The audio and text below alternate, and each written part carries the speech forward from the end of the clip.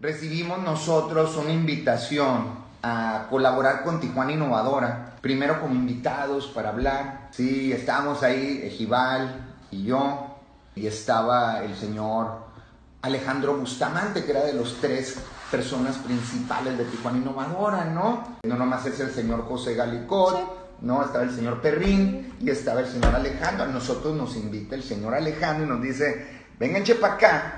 Y nos vamos a Plantronics. Todavía era el director de operaciones de Plantronics México y todavía no era el director de operaciones internacionales. Entonces, vénganse para acá y ayúdenme a repensar cómo cambiar Tijuana Innovadora. Entonces le hicimos una propuesta y le gustó mucho. Y de repente explota Tijuana. Del 2006 al 2007 fue muy complicado, pero del 2007 al 2008, pues lo que ustedes se acuerdan de lo que sucedió con términos de violencia específicamente en homicidios y secuestros. Entonces, cuando sucede eso, no era posible darse cuenta de las dimensiones del problema. Es como cuando estás en la fiesta y estás tomando y no es hasta el día siguiente que te das cuenta todo lo que hiciste. Pues así le pasó a Tijuana para finales, o sea, ya entrado el 2009, empezaron a ver el CDT, el CC, las gentes que tienen las conexiones económicas de aquí, cómo se había perdido un 95% de las entradas naturales de la gente que cruzaba por la frontera de San Isidro, que tenía lo del turismo. O sea, básicamente como que te quedabas nada más con la industria maquiladora. O sea, ¿dónde estaban los mapas reales de Tijuana? No nomás viendo el INEGI, no nomás viendo lo que nos dijera el gobierno federal, que siempre nos quiere decir las buenas noticias, ¿sí? Y sin embargo no sabemos bien a ciencia cierta cómo está la onda, ¿sí? ¿Dónde está la situación más difícil económicamente en la zona? ¿Dónde está la situación más difícil a partir de la como criminalidad? Sobre todo pues desafortunadamente con homicidio y secuestro y robo con lujo de violencia. ¿Y de dónde estaban saliendo la gente que tenían asignados los cerebros, sobre todo tutelares de menores? Y así salió Camino Verde, en donde tienes cerca de 50,000 gentes, donde el 43% son madres solteras, por razones de violencia, migración y lo que le pasa a las parejas, pero sobre todo por las primeras 2. Y para cuando las abuelas que llegan cuando son de mi edad, ya están bisabueleando, ya no son abuelas, ¿no? Entonces, porque empiezan a tener chamacos a los 16 años, ¿no? Y pasa mucho. Pero abuelas terminan siendo, en el 72% de las abuelas jóvenes, terminan, siendo las que aportan la economía del hogar.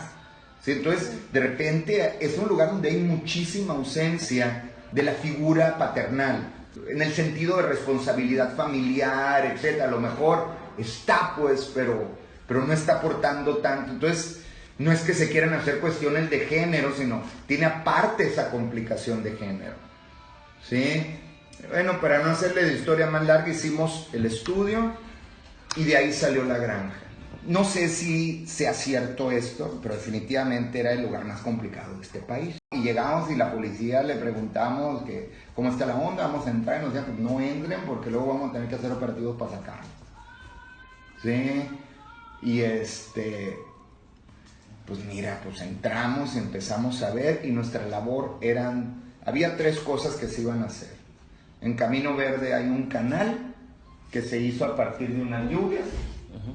Esta lluvia llegó el gobierno federal y hizo este canal ridículo de 3,5 kilómetros, donde generó un costillar urbano, que es una calle principal, unas secundarias, pero no le puso infraestructura a todos lados. Entonces, maquillas de infraestructura, o sea, lo normalizas y generas como otros estratos sociales dentro de este mismo lugar, ¿sí? Este mismo asunto que aquí en el punto más bajo, aquí son 250, aquí son más de 5 metros, hay lugares donde alcanzaban alturas de mayor de 10 metros, con puentes, y básicamente generas un lugar que se divide en 2 colonias, como si fueran 2 pandillas, y había chamacos que hasta te cobraban peaje para cruzar de un lado a otro en las noches, ¿sí?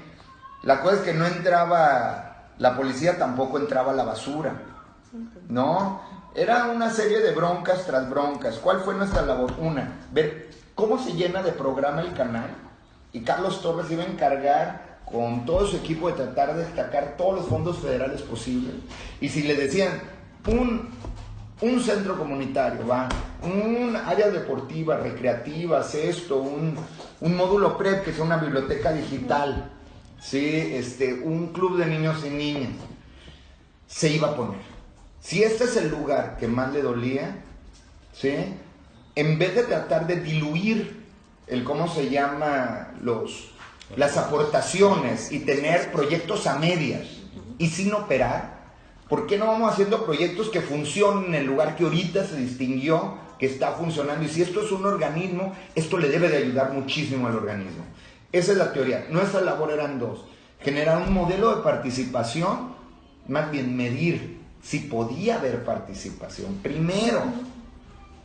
Primero, porque nosotros temblamos cuando oímos proyectos de carácter participativo y diseño participativo y eso, temblamos por la inocencia de los proyectos cuando los vemos y quizás ya por el tiempo que tenemos, y no hay proyecto más dañino que proyectos que están como enmascarados de greenwashing y les quieren poner como palabritas claves y no es más que marketing social, sí, sin impacto.